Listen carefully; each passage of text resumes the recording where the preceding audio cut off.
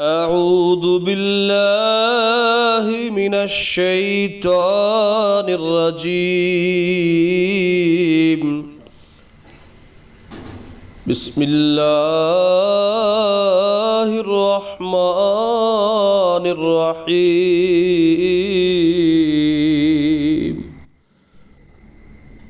ವಾಗ್ದಾತ ಮಹದಿ ಇಮಾಮರು ಮಸೀಹ್ ಅಲೈಹಿಸ್ಸಲಾತು ವಸ್ಸಲಾಮರು ಹದೀಸಿನ ಕುರಿತು ಹೀಗೆ ನುಡಿಯುತ್ತಾರೆ. ಹದೀಸನ್ನು ಕಡೆಗಣಿಸಿದರೆ ಇಸ್ಲಾಮಿನ ಒಂದು ಅವಯವವನ್ನು ಕಡೆದು ಹಾಕಿದಂತಾಗುವುದು.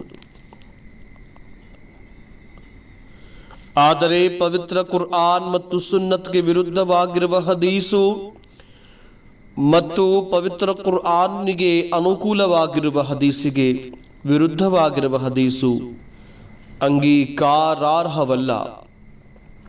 ಉದಾಹರಣೆಗೆ ಸಹೀಹ್ ಬುಖಾರಿಯ ಹದೀಸುಗಳಿಗೆ ವಿರುದ್ಧವಾಗಿರುವ ಹದೀಸು ಅಂಗೀಕಾರಾರ್ಹವಲ್ಲ.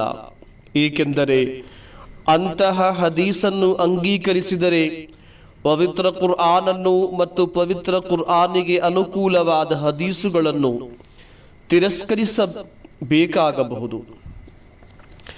ಆದುದರಿಂದ ಪವಿತ್ರ ಕುರ್ಆನಿಗೆ ಮತ್ತು ಸುನ್ನತ್ಗೆ ವಿರುದ್ಧವಾದ ಹದೀಸುಗಳನ್ನು ಹಾಗೂ ಪವಿತ್ರ ಕುರ್ಆನಿಗೆ ಅನುಕೂಲವಾಗಿರುವ ಹದೀಸುಗಳಿಗೆ ವಿರುದ್ಧವಾಗಿರುವ ಹದೀಸುಗಳನ್ನು ನಂಬಲು ಭಯಭಕ್ತಿಯುಳ್ಳ ಯಾವುದೇ ಮುಸ್ಲಿಮನು ಧೈರ್ಯಗೊಳ್ಳಲಾರನೆಂದು ನಾನು ತಿಳಿದುಕೊಂಡಿದ್ದೇನೆ. ನೀವು ಹದೀಸುಗಳನ್ನು ಗೌರವಿಸಿರಿ. ಪವಿತ್ರ ಕುರ್ಆನ್ ಮತ್ತು ಸುನ್ನತ್ಗಳು ಅವುಗಳನ್ನು ಸುಳ್ಳೆಂದು ಹೇಳುವ ತನಕ ನೀವು ಸಹ ಸುಳ್ಳೆಂದು ಹೇಳಬೇಡಿರಿ.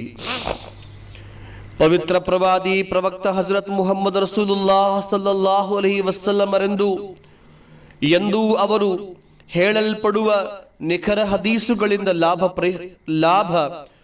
ಪಡೆಯಲು ಯತ್ನಿಸಿರಿ. ನೀವು ಅಂತಹ ಹದೀಸುಗಳನ್ನು ಹೇಗೆ ಅನುಷ್ಠಾನಕ್ಕೆ ತರಬೇಕೆಂದರೆ ನೀವು ಮಾಡುವ ಪ್ರತಿಯೊಂದು ಕೆಲಸ ಮತ್ತು ನೀವು ಮಾಡದೇ ಬಿಡುವ ಪ್ರತಿಯೊಂದು ಕೆಲಸಕ್ಕೆ ಪುರಾವೆಯಾಗಿ ನಿಮ್ಮ ಬಳಿ ಯಾವುದಾದರೊಂದು ಹದೀಸು ಇರಬೇಕು. ಯಾವುದಾದರೊಂದು ಹದೀಸು ಪವಿತ್ರ ಕುರ್ಆನಿನಲ್ಲಿರುವ ಪ್ರಸ್ತಾಪಗಳಿಗೆ ಸಂಪೂರ್ಣ ವಿರುದ್ಧವಾಗಿದ್ದರೆ ಅದನ್ನು ಪವಿತ್ರ ಕುರ್ಆನಿನಲ್ಲಿರುವ ವಿವರಣೆಯೊಂದಿಗೆ ಸರಿಹೊಂದಿಸಲು ಚಿಂತಿಸಿರಿ. ಪ್ರಾಯಶಃ ನೀವು ಹೇಳುವ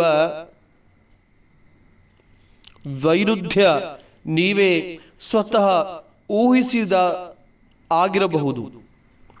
ಯಾವುದೇ ರೀತಿಯಲ್ಲಿ ವೈರುಧ್ಯವನ್ನು ದೂರ ಸರಿಸಲು ಸಾಧ್ಯವಿಲ್ಲವಾದರೆ ಅಂತಹ ಹದೀಸನ್ನು ಅದು ಹಜರತ್ ಮುಹಮ್ಮದ್ ರಸೂಲುಲ್ಲಾಹ್ ಸಲ್ಲಲ್ಲಾಹು ಅಲೈಹಿ ವಸಲ್ಲಮರು ನುಡಿದಿದ್ದಲ್ಲವೆಂದು ನಿರ್ಧರಿಸಿ ಎಸೆದು ಬಿಡಿರಿ. ಯಾವುದಾದರೂ ಹದೀಸ್ ಪಂಡಿತರ ಪ್ರಕಾರ ಬಲಹೀನವಾಗಿದ್ದರೂ ಅದು ಪವಿತ್ರ ಕುರ್ಆನಿಗೆ ಅನುಕೂಲವಾಗಿದ್ದರೆ ಅಂತಹ ಹದೀಸುಗಳನ್ನು ಅಂಗೀಕರಿಸಿರಿ. ಏಕೆಂದರೆ ಪವಿತ್ರ ಕುರ್ಆನ್ ಆ ಹದೀಸನ್ನು ಸತ್ಯವೆಂದು ಸಾಕ್ಷಿ ಹೇಳುತ್ತದೆ.